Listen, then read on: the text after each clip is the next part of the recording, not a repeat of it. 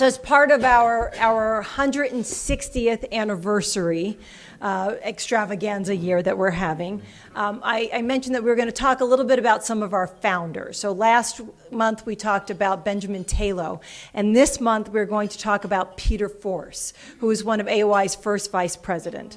And these are two pictures of Peter, and in my mind I keep thinking of them as October 2024 and March 2025 is how I feel like we've all aged between this. So we're feeling really connected with Peter on these days. Peter is actually not a native Washingtonian. He was born in New Jersey, raised in New York, and then spent time learning his trade as a printer in New York City. And his father was a Revolutionary War vet. He served in the War of 1812 and became a general. And shortly after that, in 1815, he moved to Washington, DC, and became an editor of the National Journal newspaper, where he served for many, many years. He also decided to become involved in local DC politics, as one does when you move into DC. And he was mayor from 1836 to 1840. He is most known, however, as a collector and editor of primary sources of the American Revolution and colonial America, particularly probably because of his father's service in the war. He decided that he was going to collect every document, every bit of material, track them down, and bought them and kept them for years in anticipation of creating what became the American Archives volumes that he put together and edited and got a grant from Congress to be able to commemorate all of this American history. It was incomplete when Congress pulled his funding in 1853, as what often happens too. And so he ended up selling his 60,000 document collection to the Library of Congress. And it is still there as the Peter Force collection. And he sold that in 1867. He also played an important role. Do I have two of his? Let me see. So he did, in addition to collecting primary documents, he also edited and published pamphlets on American history. And some of those are available online. So that's one of them that's on the left. And on the right is a talk given by Ainsworth Spofford, if I'm pronouncing his name correctly. He was Spofford. He was Librarian of Congress for many, many years. And he gave a talk to the Historical Society of Washington about Peter Force in 1898. So he, in addition to doing all of this work, he was involved with what became George Washington College, as well as in the early stages of the Washington Monument Project, particularly in fundraising and organizing. And he was involved with establishing the Washington National Monument Society, where he served alongside with Benjamin Taylor. And he offered a plan, his own design, that he submitted as a possible Washington monument, as kind of an enlarged Egyptian pyramid. He submitted that in 1837. Obviously, it did not win. He wanted it to harmoniously blend durability, simplicity, and grandeur. Looking at this, I'm kind of happy it did not win.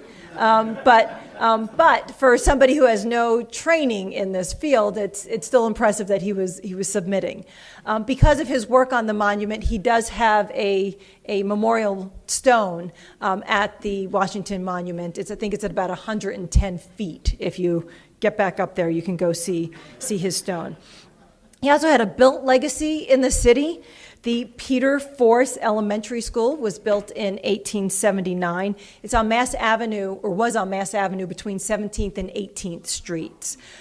It served long enough that Quentin Roosevelt attended it, Charles Lindbergh attended it, and it didn't close until 1939, when it stopped being a school and then became home to organizations over time.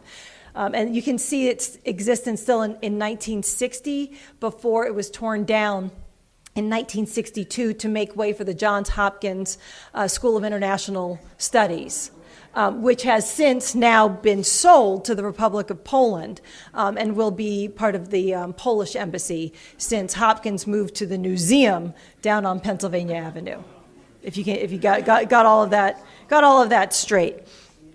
So Peter died in 1868. He was only a member of AOI for 3 short years. He is buried in Rock Creek Cemetery. His gravestone has, I think, this wonderful carving of the books on his stone, and it does say American Archives 1774 to 1770. That doesn't actually make any sense. So I'm not sure what the end year on there does say that, but I'm not exactly sure how that goes backwards. It was noted in the press. The mayor made a pronouncement for his death. There were moments of silence. There were memorials, including some from the oldest inhabitants of Washington. And this is an article that appeared in the Evening Star about how they were commemorating Peter Force and mentioning that he was one of the original members, and that they were going to be partaking in his funeral and other memorial services. So he is somebody that we will be giving you a little bit more information about, but it shows you, again, kind of this interconnectedness at this stage in Washington of the people who founded AOI. And of course, because we are in Washington, and this was founded in the Civil War, Peter had one son who became a general in the Union Army, and he had one son who became a lieutenant general in the Confederate Army. So, coming from this area, we always have that. I think that's all for that. So there will be more about our Project 160, including our attempts to create a history of AOI and get that published, as well as finding out your history. So I do have an example, if anybody wants to see it, of the questions that we have put together to try to get you to tell us your story, your family's connection to DC, and your connection to DC. So these questions are available that you can take them home. You can write out the answers. You don't have to answer all of them. There's a lot on there, but answer what you can.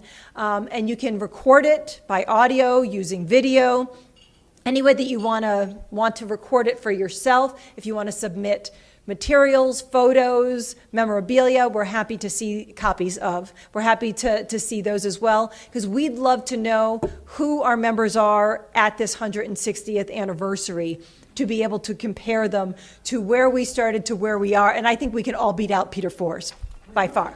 So, I mean, that's nothing compared to what we have here even in this room. So it would be a wonderful contribution to make to DC history, especially at a time when a lot of history is starting to disappear from websites and digitally, and we don't know how else it's going to be disappearing.